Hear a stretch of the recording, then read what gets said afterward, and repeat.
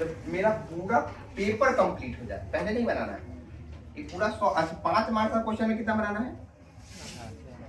5 marks का question में कितना बनाना है? 8 था, 8 है, इसमें बनाना 4 है। इसमें अगर 5 बनाए तो गए, उसमें बनाना कितना है? 4। लेकिन ये नहीं, बहुत जल्दी आइडेंटिफाई हो जाएंगे। लेकिन ऐसा रहता है वो, ऐसा रहेगा 1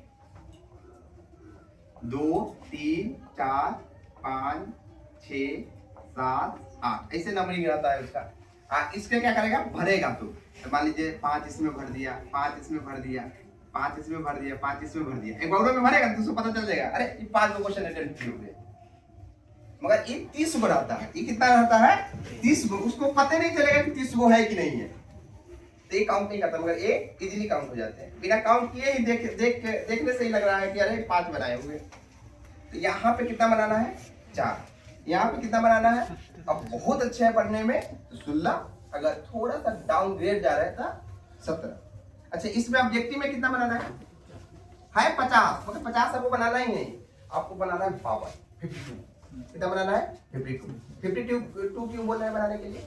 52 इसलिए बोल रहे हैं कि बहुत सारे ना, जैसे आपका जो चेक होते हैं कॉपी वो डिजिटल होते हैं, उसमें उसका योगदान नहीं रहता है। सिर्फ पेपर को क्या करेगा? कंप्यूटर में रखेगा, अब बता देगा कि कितना आपका क्वेश्चन सही है।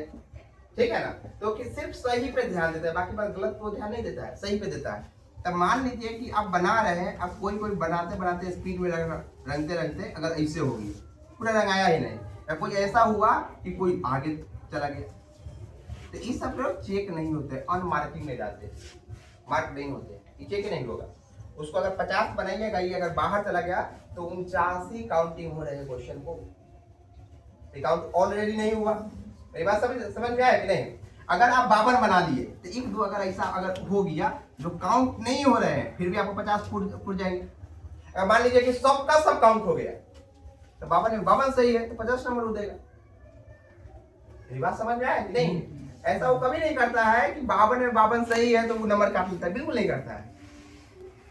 आपका जितना सही है, मान लीजिए 55 बनाया, बाई मिस्टेक 55 का 55 सही हो गया तो 50 में 50 नंबर देगा। ये रहता है थिंग। और आपको 55 उस पर नहीं बनाना है, आपको कितना बनाना है? 52 या 53। 52 मैक्सिमम, उससे कम 50 हो तो किसी को नहीं बना के आना है। 50 का बनाए तो गए, कम से कम 2 या 3 ज्यादा बना के आइए। क्लियर है कि नहीं? और उसके बाद जैसे हम बोले हैं क्वेश्चन बनाने के लिए वैसे। अच्छा कोई भी क्वेश्चन पे माइंड में लगाना है कि बीच में नहीं छोड़ना है।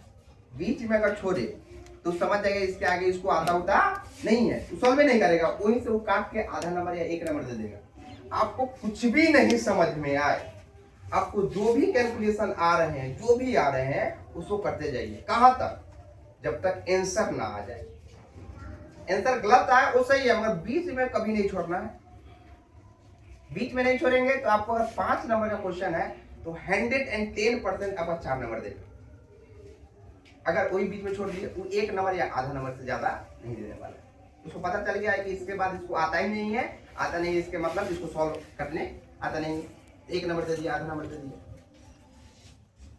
समझ गए? तो बीच में नहीं छोड़ना है कभी भी। उसके बाद ये मैथ का है। अब मैथ जो है ना, आपका अगर अच्छा होगा तो आपको 3 घंटा लगना ही नहीं है। मैथ आपको कम टाइम में हो जाएंगे।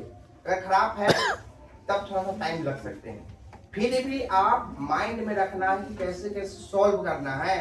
आपको 3 घंटा टाइम मिलते हैं ना, तो 1 घंटा लास्ट को एनी हाउ क्वेश्चन, 4 जो 5 नंबर का क्वेश्चन है वो रखना है आपको।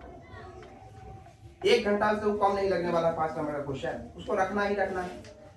अब बाकी बात 2 घंटा में 2 मार्क्स और कौन सा ऑब्जेक्टिव बनाना है।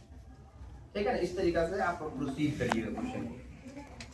उसके बाद ये सब अच्छा एक और भी, आपको ना आपको वहां इंटेलिजेंट नहीं बनना है ज्यादा। कैलकुलेशन अगर आपका ज्यादा ये हुआ, फास्ट हुआ, तो नंबर काट लेना। आपको समझना है कि जो चेक कर रहे हैं ना, जो टीचर चेक कर रहे हैं उनको कुछ नहीं आते हैं, उनको हमको सिखाना है। किसके थ्रू? कॉपी के थ्रू। अब कॉपी के थ्रू सिखाने के लिए हर एक स्टेप क्या होना चाहिए? प्रेजेंट होना चाहिए।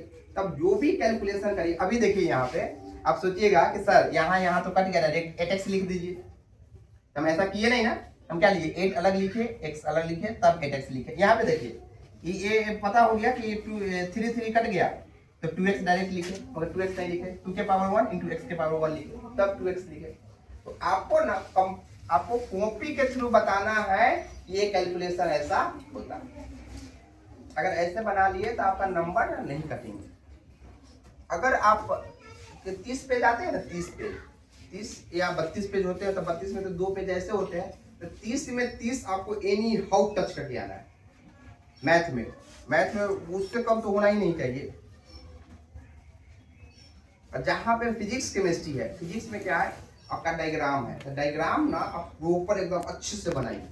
डायग्राम